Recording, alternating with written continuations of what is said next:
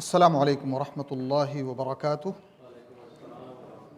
الحمد للہ رب العالمین والصلاة والسلام علی اشرف الانبیاء والمرسلین نبینا محمد وعلی آلہ وصحبہ اجمعین، اما بعد فاعوذ باللہ السمیع العلیم من الشیطان الرجیم وما آتاکم الرسول فخذوہ وما نہاکم عنہ فانتہوا واتقوا اللہ ان اللہ شدید العقاب۔ وقال تعالى وإن تطيعوه تهتدوا وما على الرسول إلا البلاغ المبين۔ وقال النبي صلى الله عليه وسلم لا يؤمن أحدكم حتى يكون هواه تبعا لما جئت به۔ دینی اور اسلامی بھائیوں، آپ کو دیکھ کر اور آپ کے سامنے کچھ باتیں کہنے کے لیے کھڑے ہو کر میں بہت کافی اپنے آپ کو خوش محسوس کر رہا ہوں، اور اللہ تعالیٰ سے دعا گو ہوں کہ اللہ رب العالمین اس مجلس کو اور اس مجلس کے سجانے والوں کو اور جو لوگ بھی اس میں جس بھی ناحیے سے معاون اور مددگار ہیں، اللہ تعالیٰ سب کو اپنے فضل سے، اپنے کرم سے، اجر سے اور زیادہ سے زیادہ ثواب سے نوازے، آمین یا رب العالمین۔ اور ہماری اس مجلس کو اپنی خوشنودی، دنیا و آخرت کی کامیابیوں اور سعادتوں کا سبب اور ذریعہ بنائے، آمین یا رب العالمین۔ اللہ رب العالمین کا فضل و کرم ہے، اس کا احسان ہے کہ اللہ رب العالمین نے ہمیں مومن اور مسلمان بنایا۔ بہت بڑا احسان ہے۔ جب ہم اپنی نظر دوڑاتے ہیں اور دنیا پہ ہماری نظر ہوتی ہے تو اکثریت اس دنیا میں ایمان اور اسلام کے دولت سے محروم ہے۔ پھر دوسرے مرحلے میں جب ہم غور کرتے ہیں تو اللہ رب العالمین کا کرم، اس کا فضل ہم محسوس کرتے ہیں کہ اللہ رب العالمین نے ان لوگوں میں ہمیں چنا اور منتخب کیا اور توحید اور سنت رسول صلی اللہ علیہ وآلہ وسلم کا پابند بنایا۔ یہ اللہ رب العالمین کی عظیم سے عظیم تر نعمت ہے۔ ورنہ آپ دیکھیں گے ہمارے معاشرے میں، سوسائٹی میں بہت سارے لوگ ہیں جو لا الہ الا اللہ تو پڑھتے ہیں لیکن اس کا مفہوم اور معنی یا تو سمجھتے نہیں ہیں یا سمجھنے کی کوشش نہیں کرتے ہیں، اس لیے کلمہ پڑھنے کے باوجود عقیدے سے لے کر کے عمل تک وہ اس کلمے کے خلاف ہیں۔ ان کا عقیدہ بھی کلمے کے مفہوم اور اس کے معنی کے مطابق نہیں ہے، اور عمل بھی جو کلمے کا تقاضا ہے اس کے مطابق نہیں ہے۔ کلمہ شہادت مجھے امید ہے کہ ہم سب کو یاد ہوگا، یا کوئی ہے ہم میں سے جسے کلمہ شہادت معلوم نہیں ہے؟ آپ سب جانتے ہیں کلمہ شہادت؟ جی سب کو معلوم ہے؟ جی کوئی ہمیں پڑھ کے سنا سکتا ہے کلمہ شہادت؟ ہاں بیٹا سناؤ جی۔ وحدہ لا شریک لہ واشہد ان یا اشہد ان لا الہ، یعنی لا الہ الا اللہ محمد الرسول اللہ، یا اشہد ان لا الہ الا اللہ وحدہ لا شریک لہ واشہد ان محمدا عبدہ ورسولہ۔ ہمارے ایمان، ہمارے عقیدے، ہمارے عمل کی عمارت اسی کلمے پر قائم ہے۔ لا الہ الا اللہ محمد الرسول اللہ، لا الہ الا اللہ اللہ کی توحید، محمد الرسول اللہ رسول اکرم صلی اللہ علیہ وآلہ وسلم کی رسالت کا اقرار۔ اور یہ دونوں چیزیں اگر ہم سمجھ جائیں گے اور اس کے مطابق ہماری زندگی بن جائے گی تو نتیجے میں ہمیں کیا حاصل ہوگا؟ دنیا کی حکومت۔ جی آپ لوگ تھوڑا سا ہمارے ساتھ ایکٹیو رہیں تاکہ مل جل کر کے اس مفہوم کو اور اس موضوع کو سمجھنے کی کوشش کی جائے، تاکہ میں بھی سمجھوں کہ ہاں کچھ ذہن و دماغ میں ہمارے بات آ رہی ہے۔ اگر ہم توحید اور سنت پہ قائم رہیں عقیدتاً اور عملاً تو ہمیں کیا حاصل ہوگا؟ دنیا اور آخرت میں کامیابی، اللہ کی رضامندی۔ اور اگر اس میں سے کسی ایک میں مسنگ ہو گئی تو دنیا میں ہو سکتا ہے، دنیا میں جو ہمارے حصے میں لکھا ہوا وہ مل جائے، لیکن آخرت کی کامیابی نہیں ہو سکتی ہے۔ اور ہمارا ٹارگٹ کیا ہے؟ دنیا۔ ہمارا ایم، ہمارا نشانہ کیا ہے؟ سب سے پہلے اللہ کی رضامندی۔ اور اللہ کی رضامندی حاصل ہوئی تو اللہ کے فضل و کرم سے آخرت کی کامیابی۔ یہی ہماری زندگی کا سب سے اول اور آخر مقصد ہے اور ہونا چاہیے، اور اگر یہ ہمارا مقصد نہیں ہے تو ہم بہت بڑی غلط فہمی میں ہیں اور ہمارا جو ہے قدم غلط رخ پہ جا رہا ہے۔ تو اس کلمے کے دو حصے ہیں، اشہد ان لا الہ الا اللہ وحدہ لا شریک لہ، یہ کس کے حق سے متعلق ہے؟ اس میں کس کا حق بیان کیا گیا ہے؟ اللہ رب العالمین کا، اللہ کی وحدانیت، اس کی توحید۔ واشہد ان محمدا رسول اللہ او اشہد ان محمدا عبدہ ورسولہ، اس میں کس کا حق بیان کیا گیا ہے؟ نبی اکرم صلی اللہ علیہ وآلہ وسلم کا۔ تو ہم جب تک اللہ اور نبی اکرم صلی اللہ علیہ وسلم کے حقوق سمجھ نہ سکیں گے اور اسے پورا نہیں کر سکیں گے، کامیابی کی منزل ہم طے نہیں کر سکتے ہیں۔ آج کا جو موضوع ہے وہ اسی کلمے کے دوسرے حصے سے متعلق ہے، وَأَشْهَدُ أَنَّ مُحَمَّدًا عَبْدُهُ وَرَسُولُهُ، جس کی روشنی میں عنوان جو رکھا گیا ہے اتباع سنت کا مفہوم اور تقاضا۔ اتباع کیا ہے؟ اتباع کا ترجمہ ہم کرتے ہیں پیروی، اور پیروی آپ لوگ سمجھتے ہیں پیروی کس چیز؟ پیروی کا مطلب ہے پیر سے بنا ہے پیروی، ہے کہ نہیں؟ اسی لیے یہ لفظ جو ہے بولا جاتا ہے اتباع الآثار، عربی کا لفظ ہے اتباع الآثار، اور اثر کہتے ہیں اس نشان کو کہ جیسے آپ کسی زمین میں چل رہے ہوں جہاں پہ نشان بن سکیں قدم کے، تو اس کو اثر کہا جاتا ہے۔ جو آپ چلتے ہیں قدم کا جو نشان بنتا ہے اس کو اثر کہتے ہیں، اور اتباع کہتے ہیں اسی نقش کی پیروی کرنا، یہ لفظی طور پہ عربی زبان میں جو کہا جاتا ہے، تو اسی سے یہ لفظ نکلا ہوا ہے۔ سنت راستہ، طریقہ، اور یہ راستہ غلط بھی ہو سکتا ہے اور صحیح بھی ہو سکتا ہے مطلق طور پہ۔ اسی لیے اللہ کے نبی صلی اللہ علیہ وسلم نے فرمایا من سن فی الاسلام سنتا حسنتا فلہ اجرها واجر من عمل بها، کہ جس نے اسلام کے اندر ایک نئی سنت یعنی طریقہ، کسی جیسے وہ صدقے کے تعلق سے اللہ کے نبی صلی اللہ علیہ وسلم نے ایک سچویشن بنا تھا، تو اس کو اس پر جو چلے گا یا اس کی جو پیروی کرے گا تو اسے اللہ رب العالمین اس کا اجر عطا فرمائے گا۔ ومن سن فی الاسلام سنتا سیئتا، یہاں یہ میں بتانا چاہتا تھا کہ سنت یہ ایک کامن چیز ہے، اس کے اندر جو صفت لائی جائے گی، حسنہ لائی جائے گی تو وہ اچھی ہوگی، اور سیئہ لائی جائے گی تو وہ بری ہو جائے گی۔ تو یہاں اتباع سنت دو لفظ ہیں، اور اتباع کا مفہوم آپ نے سمجھا کہ نقش قدم کو ہو بہو فالو کیا جائے، اور سنت، اور جب ہم اسلام میں سنت کہتے ہیں تو چاہے نسبت کریں یا نہ کریں، اس سے مراد کیا ہوتا ہے؟ سنت سنت رسول صلی اللہ علیہ وسلم۔ کیا ہمارے یہاں اور کسی کی سنت ہے؟ ہمارے لیے سنت رسول صلی اللہ علیہ وآلہ وسلم۔ تو اس کا مفہوم یہ ہوگا اتباع سنت رسول صلی اللہ علیہ وآلہ وسلم، یعنی نبی اکرم صلی اللہ علیہ وآلہ وسلم کا طریقہ۔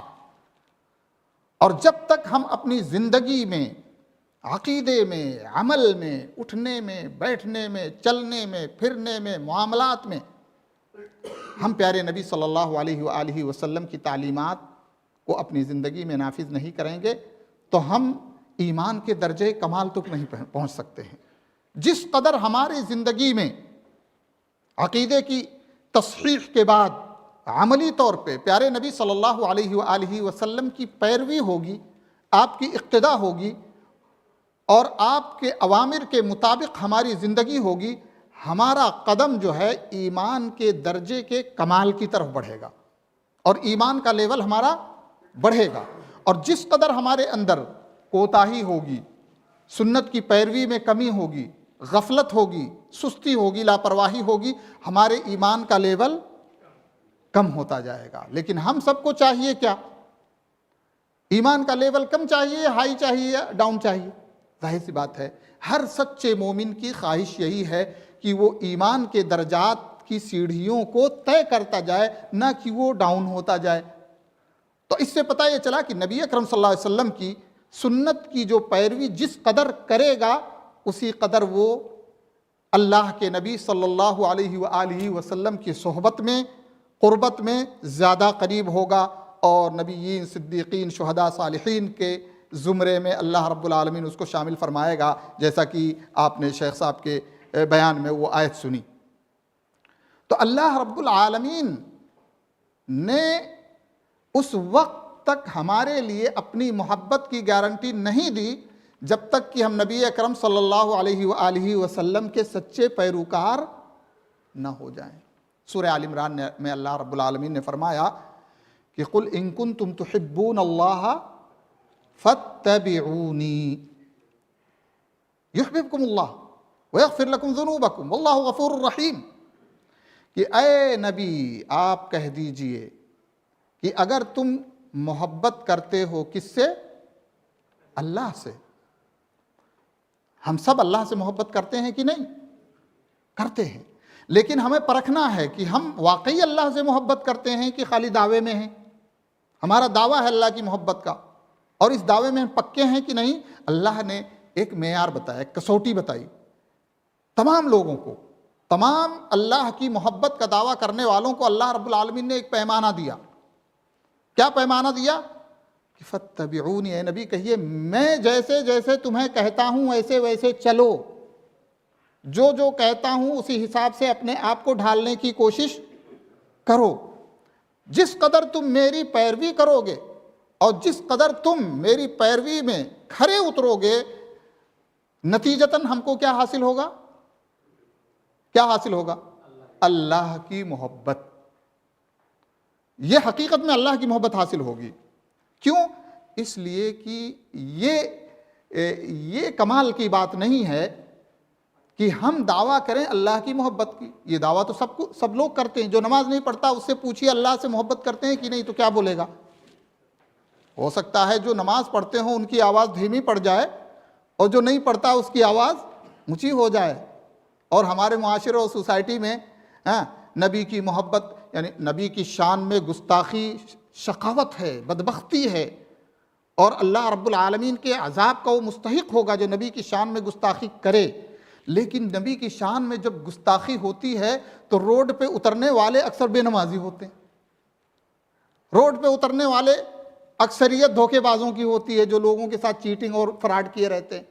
تو اس سے پتہ چلتا ہے کہ محبت دعوے میں تو سارے لوگ ہیں، لیکن کیا آپ نے نبی اکرم صلی اللہ علیہ وسلم کی اتباع میں سچائی کا ثبوت دیا؟ تو جواب ملے گا نہیں۔ کیوں؟ اس لیے کہ نماز کا حکم اللہ اور اس کے رسول کا حکم ہے کہ نہیں؟ سچائی کا حکم اللہ اور اس کے رسول کا حکم ہے۔ اسی طرح سے امانت داری اللہ اس کے رسول کا حکم ہے۔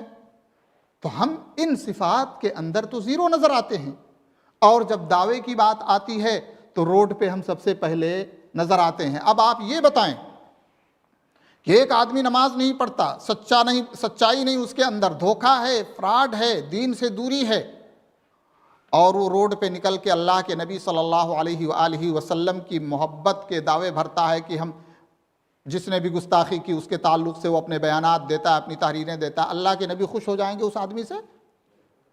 کیسے خوش ہو جائیں گے؟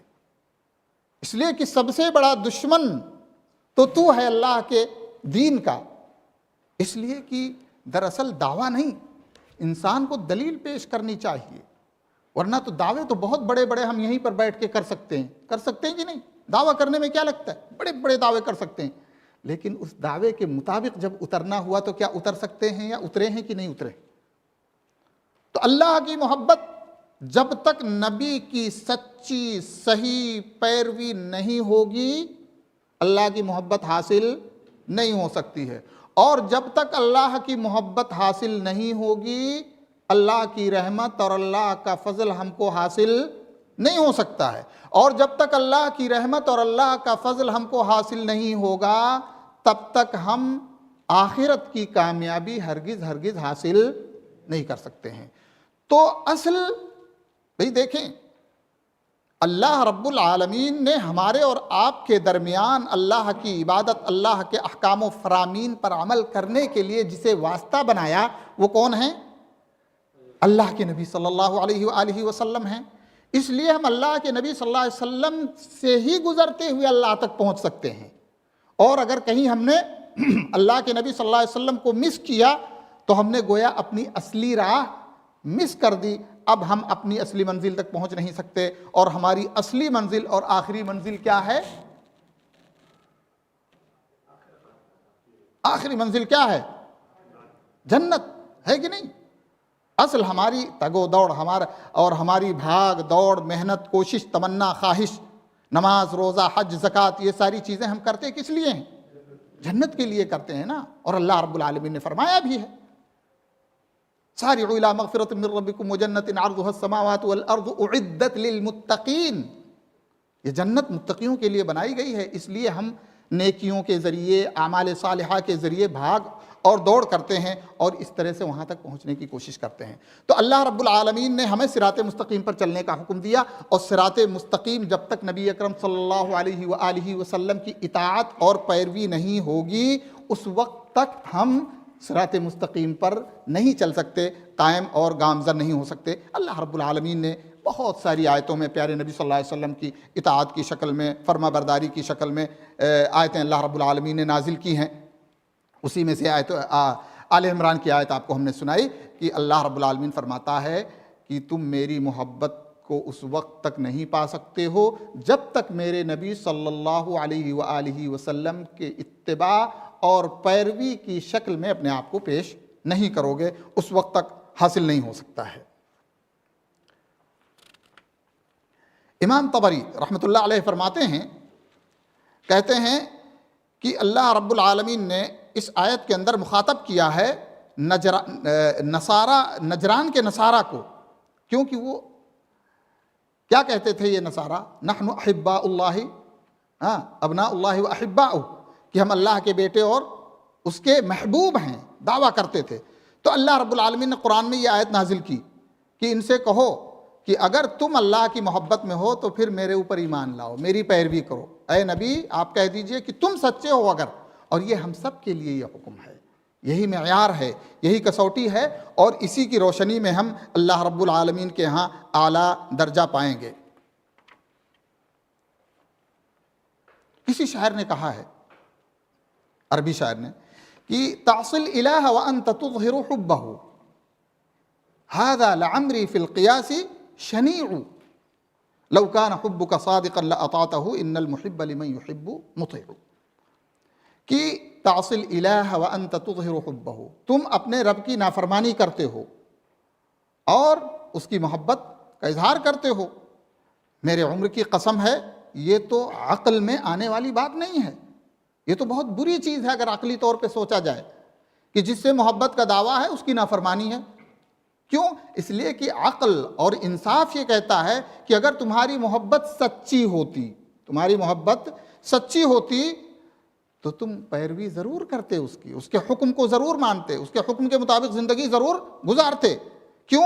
اس لیے کہ ان المحب لمن يحب مطیع، اس لیے کہ انصاف یہ کہتا ہے، عقل یہ کہتی ہے کہ جو کسی سے محبت کرتا ہے وہ اس کی اطاعت کرتا ہے، اس کی فرما برداری کرتا ہے۔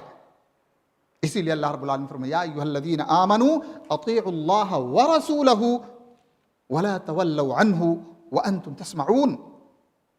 اللہ رب العالمین نے اس میں اپنے اور اپنے پیارے نبی صلی اللہ علیہ وآلہ وسلم کے اطاعت اور فرما برداری کا حکم دیا۔ فرمایا وَإِن تُطِيعُوهُ تَهْتَدُوا، اگر تم اطاعت کرو گے نبی کی تو تم کہاں ہوگے؟ ہدایت کے راستے پر ہوگے۔ اور اگر ہم نبی کی اطاعت ترک کر دیں گے تو یہ حقیقت ہم کو سمجھنا چاہیے، اس لیے کہ ہمارے معاشرے میں کلمات لا الہ الا اللہ محمد رسول اللہ پڑھا جاتا ہے، لیکن ہماری زندگی میں، ہمارے عقیدے میں بھی، ہمارے عمل میں بھی نبی اکرم صلی اللہ علیہ وسلم کی تعلیمات کی پابندی نہیں ہے۔ نبی اکرم صلی اللہ علیہ وسلم کی تعلیمات سے دوری اور انحراف ہے، جس کی ابتدا شرک سے لے کر کے اور اعمال تک جاتی ہے۔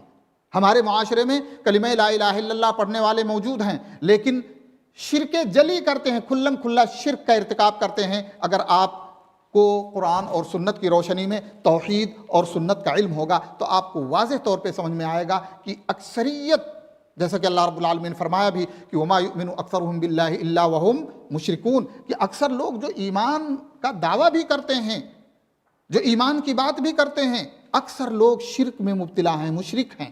تو ہمارے معاشرے میں اس آیت کی روشنی میں بڑے بھیانک انداز میں، مختلف اشکال میں شرک پایا جاتا ہے اور پڑھتے ہیں کلمہ لا الہ الا اللہ محمد الرسول اللہ۔ اسی طرح سے ہمارے معاشرے کے اندر بدعات، خرافات اور اللہ کی پناہ ہے، پیدائش سے لے کر کے دفن تک آپ پوری زندگی میں دیکھ لیں بدعات اور خرافات کا دورہ ہے، اور جب نبی اکرم صلی اللہ علیہ وسلم کا نام آئے گا تو انگوٹھا چوم کے آنکھوں میں لگایا جاتا ہے۔ یہ ہے محبت نبی کی۔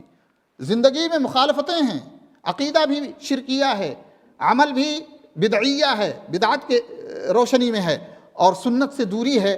اس کے باوجود جب نبی کی بات آئے گی تو انگوٹھا چوم کر کے آنکھوں میں بسا لیا جائے گا، اور ایسا لگتا ہے کہ سب سے زیادہ محب رسول یہی لوگ ہیں۔ میرے بھائیوں، کہتے ہیں عمل یہ معیار ہے دراصل محبت کا، اطاعت یہ معیار ہے دراصل محبت کا، فرما برداری دراصل یہ معیار ہے محبت کا، اور ہمیں اللہ کے نبی صلی اللہ علیہ وسلم کے سامنے اسی انداز میں پیش کرنا چاہیے۔ پیارے نبی صلی اللہ علیہ وآلہ وسلم نے ہماری رہنمائی کے لیے اور ہمیں اللہ رب العالمین سے جوڑنے کے لیے اور صراط مستقیم پر لانے کے لیے بڑی کوشش کی ہے، مثالیں دے دے کر کے سمجھائی ہیں، تاکہ اس امت کو، اس انسان کو سمجھ میں آ جائے اور صحیح راہ پر آ جائے۔ انہی احادیث اور انہی اللہ کے نبی صلی اللہ علیہ وسلم کے ارشادات میں سے ایک روایت یہ بھی ہے، حضرت ابو موسیٰ اشعری رضی اللہ تعالیٰ عنہ اللہ کے نبی صلی اللہ علیہ وسلم سے فرماتے ہیں، کہتے ہیں ان مثلی و مثل ما بعثنی اللہ کمثل رجل اتی قومہ، کہ میری اور جو شریعت مجھے دے کر کے اللہ نے بھیجی ہے اس کی مثال اس طرح سے ہے، اس کو سمجھنے کی کوشش کرو، اس آدمی کی طرح ہے جو اپنے قوم کے پاس آتا ہے، فقال یا قوم انی رأیت الجیش بعینی، اور پھر اپنی قوم سے کہتا ہے کہ اے میری قوم کے لوگوں، میں نے دشمن کے لشکر کو اپنی آنکھوں سے دیکھا ہے، فانطلقوا وانی انا النذیر العریان، اور میں کھلا ہوا تمہیں اس سے ڈرانے والا ہوں، اس فوج سے، اس لشکر سے جو تمہارے اوپر حملہ کرنے والا ہے، فالنجا النجا، تو اس لیے تم جو ہے نجات کی راہ اختیار کرو، فاطاعہ طائفۃ من قومہ، تو ان کی قوم کے کچھ لوگوں نے اللہ کے نبی کی بات مان لی اور تصدیق کر دی کہ ہاں اللہ کے نبی صلی اللہ علیہ وسلم جو کہہ رہے ہیں وہ سچ ہے، فانطلقوا علی مہلتہم، اور پھر وہاں سے انہوں نے کوچ کر دیا دشمن سے بچنے کے لیے، وہاں سے چل پڑے، وکذبت طائفۃ منہم، اور دوسری جماعت نے آپ کی تکذیب کی، آپ کی تصدیق نہیں کی، فاصبحوا مکانہم فصبحہم الجیش، اور وہ اپنے اسی جگہ پر قائم رہے صبح تک، اور صبح میں جیش نے، لشکر نے ان کے اوپر حملہ کر دیا۔ اس کے بعد اللہ کے نبی فاہلکہم واجتاحہم، اور اس طرح سے جو ہے ان کو ہلاک اور برباد کر دیا۔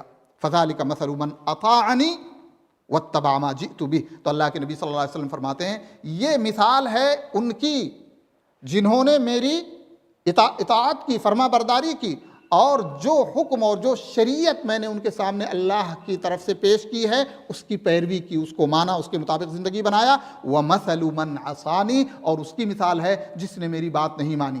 تو جس نے اللہ کے نبی صلی اللہ علیہ وسلم کی بات مانی اس کی مثال ان لوگوں کی طرح ہے جنہوں نے اللہ کے نبی صلی اللہ علیہ وسلم کے بتانے کے مطابق لشکر سے بچنے کے لیے کوچ کر دیا اور وہاں سے چلے گئے، اور جو نافرمان ہیں ان کی مثال ان لوگوں کی طرح ہے جو اس جگہ پر باقی رہے اور لشکر نے آ کر کے ان کے اوپر حملہ کر دیا۔ تو اس طرح سے ایک طرف اللہ کے نبی صلی اللہ علیہ وآلہ وسلم کے فرمان ہیں جن پر عمل کرنے سے ہم اللہ رب العالمین کی رحمتیں اس دنیا میں پائیں گے، اور جن پر عمل کرنے سے قبر سے لے کر کے قیامت میں حساب و کتاب تک اللہ کے فضل اور اس کے کرم سے اللہ رب العالمین آسانیاں فرمائے گا اور ہمیں نجات ملے گی۔ لیکن جنہوں نے اللہ کے نبی صلی اللہ علیہ وسلم کی اطاعت نہیں کی، فرما برداری نہیں کی، آپ کے حکم کے مطابق زندگی نہیں گزاری، ایسے لوگ ان لوگوں کی طرح ہیں جن کو اس لشکر نے، اس فوج نے ہلاک اور برباد کر دیا۔ ہمارے پیچھے شیطان کا اور شیطان کی اطاعت اور فرما برداری کرنے والوں کا لشکر لگا ہوا ہے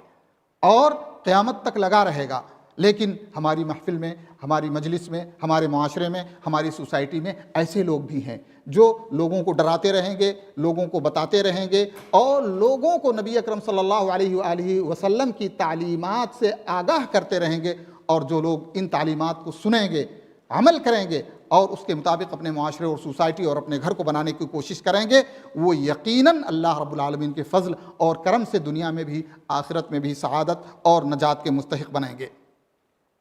امام بخاری اور امام مسلم نے اس روایت کو ذکر کیا ہے۔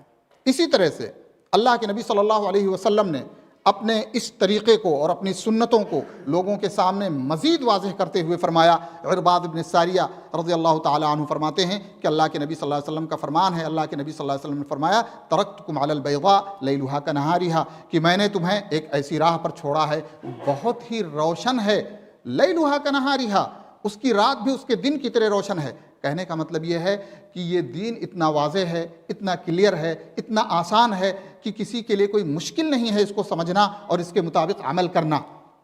لا یزیغ عنہا الا ہالک، اس سے بھٹکے گا وہی شخص جو ہلاکت کو خود اختیار کر رہا ہے، جو ہلاکت کو خود اپنا رہا ہے، اس لیے کہ دین واضح ہے، دین کی تعلیمات واضح ہیں، نبی کے فرمودات واضح ہیں، اس کے باوجود اگر ہم صحیح رہنمائی نہیں حاصل کر سکتے ہیں اور صحیح راہ نہیں اختیار کر سکتے ہیں تو اس کا مطلب یہ ہے کہ ہم خود جان بوجھ کر کے ہلاکت کی راہ اختیار کر رہے ہیں، نبی اکرم صلی اللہ علیہ وسلم کی اطاعت اور فرمانبرداری کو ترک کرتے ہوئے۔ اس کے بعد اللہ کے نبی صلی اللہ علیہ وسلم فرمایا وَمَن يَعِشْ مِنكُمْ فَسَيَرَى اخْتِلَافًا كَثِيرًا، اور جس کی زندگی آگے ہوگی، لمبی زندگی جس کی ہوگی، آگے چل کر کے اسے بہت زیادہ اختلاف نظر آئے گا، کافی اختلافات پیدا ہوں گے۔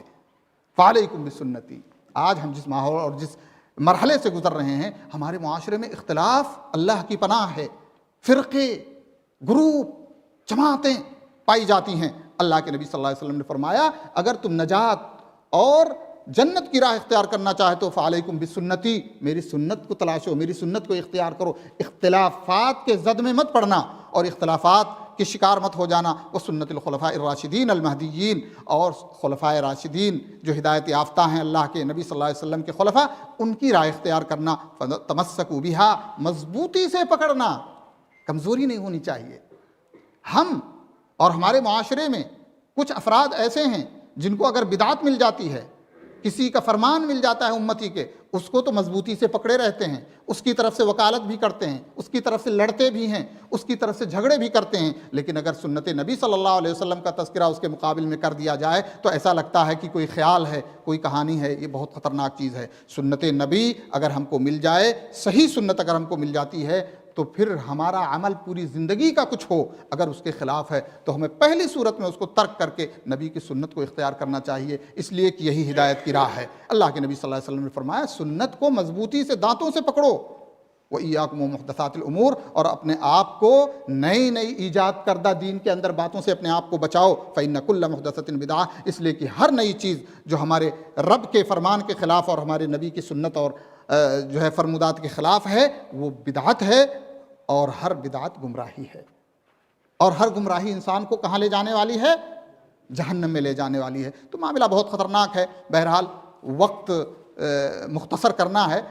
اللہ کے نبی صلی اللہ علیہ وسلم نے فرمایا، اس حدیث میں کچھ ضعف ہے لیکن معنی اس کا صحیح ہے، کہ لا یؤمن احدکم حتی یکون تبعا لما جئت بہ، تم میں سے کوئی مومن کامل اس وقت تک نہیں ہو سکتا ہے جب تک کہ تم میں سے کوئی شخص اس وقت تک مومن نہیں ہو سکتا ہے جب تک کہ اس کی ساری مرضی، اس کی ساری خواہش اور اس کی ساری چاہت تابع نہ ہو جائے اس شریعت کے جو میں لے کے آیا ہوں، یعنی میری سنت کے مطابق اس کو کسی کی مرضی نہیں چلے گی، کسی کی خواہش نہیں چلے گی، کسی کی سوچ نہیں چلے گی، کسی کی عقل نہیں چلے گی۔ شریعت میں جو ثابت ہے وہی مقدم اور وہی سب سے بڑی چیز ہے اور سب سے آگے ہے۔ اسی طرح سے اللہ کے نبی صلی اللہ علیہ وسلم کے بہت سارے اور فرمودات ہیں، من عمل عملا لیس علیہ امرنا فہو رد۔ تو اس سے پتہ یہ چلتا ہے میرے بھائیوں کہ نبی کی سنت میں ہی سعادت ہے، نبی کی سنت میں ہی نجات ہے، نبی کی سنت میں ہی کامیابی ہے، اور نبی کی سنت میں ہی اللہ رب العالمین کی رضا اور اس کی رحمت ہے۔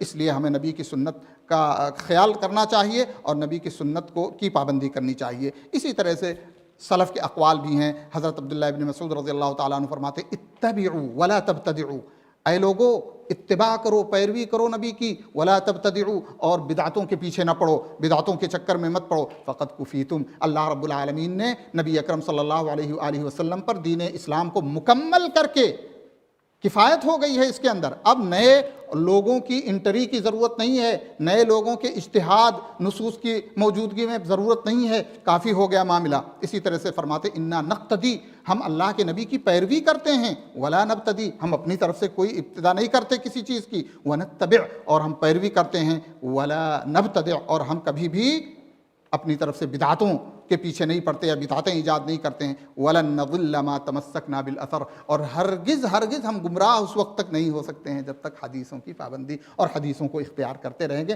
حدیثوں کے مطابق اپنی زندگی کو بناتے رہیں گے. اور بھی اقوال سلف ہیں لیکن وقت کافی نہیں ہے، بس میں ایک قول ائمہ کرام کا ذکر کر کے بات ختم کرتا ہوں. اس لیے کہ ہمارے یہاں جو مذاہب کا مسئلہ چلتا ہے نا کہ صاحب ہم حنفی ہیں، ہم شافعی ہیں، ہم مالکی ہیں، اس چکر میں ہمارے بہت سارے معاملات عقیدے کے اور عمل کے خراب ہوتے جا رہے ہیں. تو ائمہ کی رہنمائی آپ دیکھیں. امام ابو حنیفہ فرماتے ہیں لا يحل لأحد ان يأخذ بقولنا ما لم يعلم من اين اخذناه، کسی کے لیے جائز نہیں ہے کہ میرا فتویٰ، میرا قول اختیار کرے جب تک کہ وہ یہ نہ جان لے کہ میں نے کس دلیل کی بنیاد پہ اس کو لیا ہے.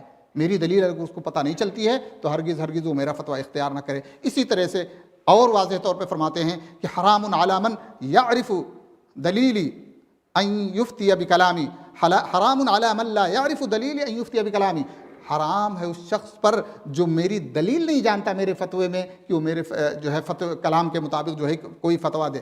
کیوں؟ اس لیے کہ فإننا بشر نقول القول اليوم، اس لیے کہ ہم بشر ہیں، انسان ہیں، ایک فتویٰ آج دیتے ہیں، ایک بات آج کہتے ہیں، ونرجع عنہ غدا، اور کل ہمیں سمجھ میں آتا ہے کہ ہمارا یہ فتویٰ غلط تھا تو ہم پھر اس سے بیک ہو جاتے ہیں اور پھر اسے چھوڑ دیتے ہیں. اسی طرح سے اپنے شاگرد سے کہتے ہیں ویحک یا یعقوب، یعقوب بربادی ہو تمہاری، لا تکتب کل ما تسمع منی، مجھ سے ہر چیز، اپنے شاگرد سے کہتے ہیں کہ جو کچھ مجھ سے سنتے ہو ہر چیز مت لکھا کرو. فإنی قد أرى الرأي اليوم، میں کوئی رائے آج دیکھتا ہوں اور اس کو کل چھوڑ دیتا ہوں، اور کوئی رائے کل دیکھتا ہوں پھر پرسوں اسے ترک کر دیتا ہوں، اس لیے کہ جو ہے ہم بشر ہیں اور ہم سے غلطیاں ہو سکتی ہیں. اسی طرح سے امام مالک نے فرمایا کہ جو ہے انما انا بشر اخطئ واصیب فانظروا فی رأیی کل ما وافق الکتاب والسنہ فخذوه.